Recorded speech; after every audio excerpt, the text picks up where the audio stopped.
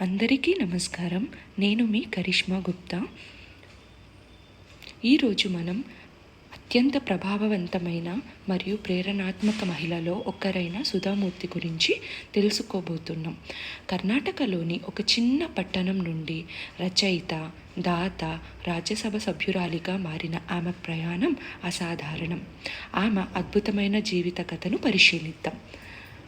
సుధామూర్తి గారి బాల్యం మరియు ప్రారంభ జీవితం. సుధామూర్తి 1950 ఆగస్టు 19న కర్ణాటకలోని షిగ్గావన్లో జన్మించారు. ఆమె తండ్రి శస్త్రచికిత్స వైద్యుడు, తల్లి పాఠశాల ఉపాధ్యాయురాలు.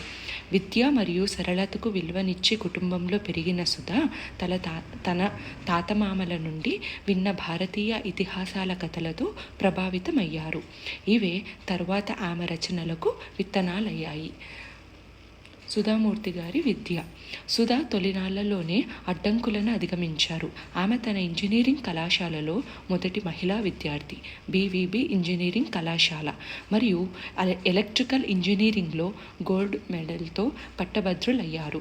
తరువాత ఆమె ఐఐఎస్సి బెంగళూరులో కంప్యూటర్ సైన్స్లో మాస్టర్స్ పూర్తి చేశారు. దీని ద్వారా సంకల్పం లింగాన్ని మించిపోతుందని నిరూపించారు. సుధామూర్తి గారి వృత్తి జీవితం. ఆమె కెరీర్ టెల్కో, ప్రస్తుతం టాటా మోటార్స్లో భారతదేశపు మొదటి మహిళా ఇంజనీరింగ్గా ప్రారంభమైంది. ఇది ఆమె లింగ వివక్షణను సవాలు చేస్తూ చైర్మన్కు ధైర్యవంతమైన లేఖ రాసిన తర్వాత జరిగింది.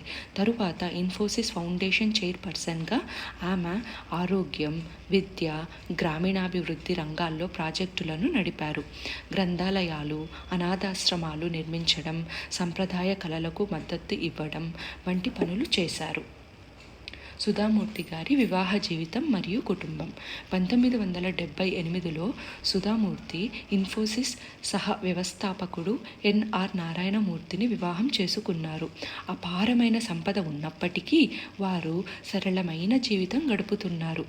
వారి పిల్లలు అక్షతామూర్తి మరియు రోహన్ మూర్తి తమ స్వంత మార్గాలను ఏర్పరచుకున్నారు.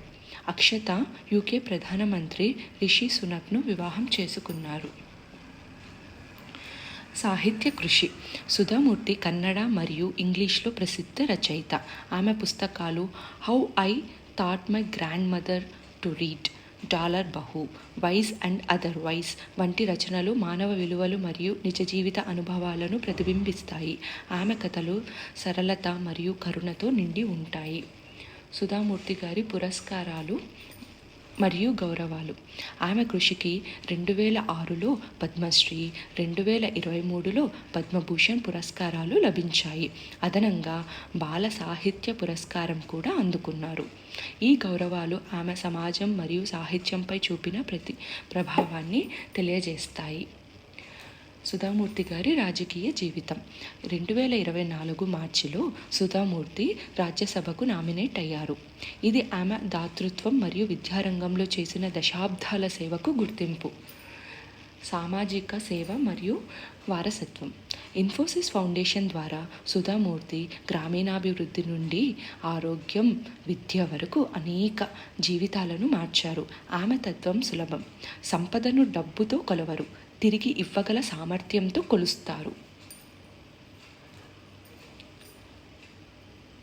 సుధామూర్తి నిజమైన విజయాన్ని వినయంతో మరియు సేవతో నిరూపించారు. ఆమె జీవితం లక్షల మందికి ఆశాకిరణం. ఈ కథ మీకు ప్రేరణిచ్చిందా? అయితే లైక్ చేయండి, షేర్ చేయండి. మరిన్ని అద్భుతమైన కథల కోసం సబ్స్క్రైబ్ చేసుకోండి. అందరికీ ధన్యవాదాలు.